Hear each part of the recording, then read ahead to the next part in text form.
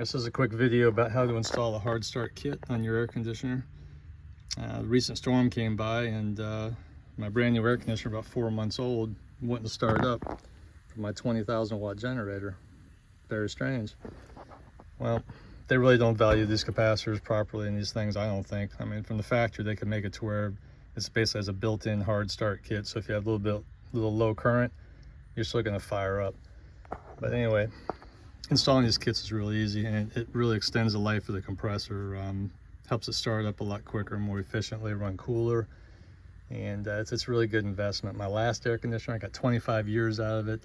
The compressor was fine.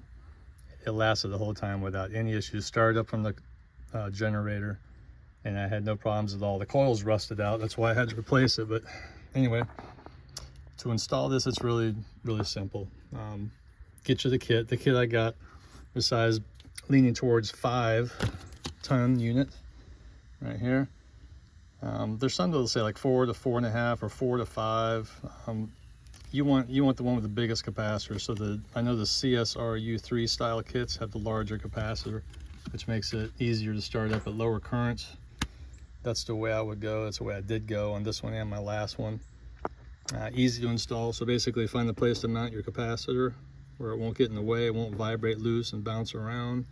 Find a place to screw in and mount your relay, and then just make sure you have enough length of wire to get up to your dual run capacitor. So my air conditioner has a dual run capacitor, so there's a capacitor inside here for the compressor and also one for the fan, and they're both inside the same can, so that's what I call the dual run.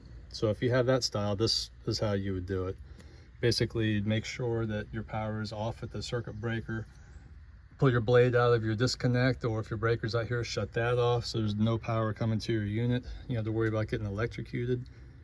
And then what you want to do is mount everything in there. Find a good spot for it. Make sure you got enough length for your wires. This is how I did mine. Okay, there's 3 connections you need to make.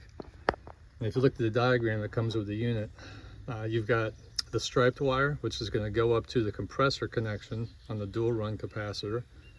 And then from the start capacitor, you've got a red wire which comes up to the common on your dual run capacitor. So right here, striped wire from the relay that we just installed that came with the kit comes right up to the top of the run capacitor, connects to your HERM connection, that's your compressor. Okay, from the new capacitor, the start capacitor, that's going to run up and come to the C common connection. You can see there's a C right there. Over here is a fan. Okay, that's this guy up here.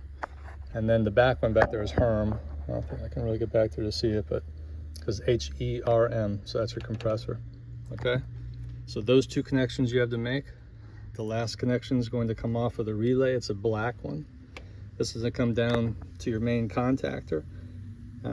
Terminal T1. The way you know this is your main contactor is because your power comes in, and those wires go right to the contactor. And on the other side of that, you have the terminals. On this one, it's actually labeled T1, and that's where all these black wires connect. And then that's it. It's that simple. Yeah, I mean, this last storm, when I noticed the air conditioner didn't start up when we had no power and I was running from generator, you know, it was quite disheartening, but I knew I was going to have to do this. And I'm confident this is going to help it start up easier and probably last a hell of a lot longer versus the typical startup cycle it goes through. Here's the main wire that's coming off of the compressor. Feeds from right here, from the main contactor.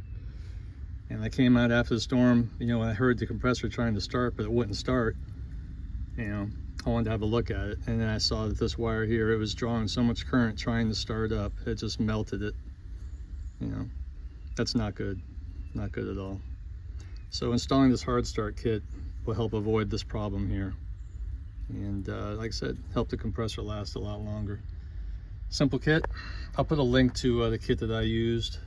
Like I say, it's like the U3 version, which has a larger startup capacitor. And hope you have good luck with it. Again, make sure you disconnect power. That's the main thing. You don't want to be screwing around down here with any power coming into your unit. So hope this video helped you out. And here's that picture one more time. And that's it. So thanks for watching.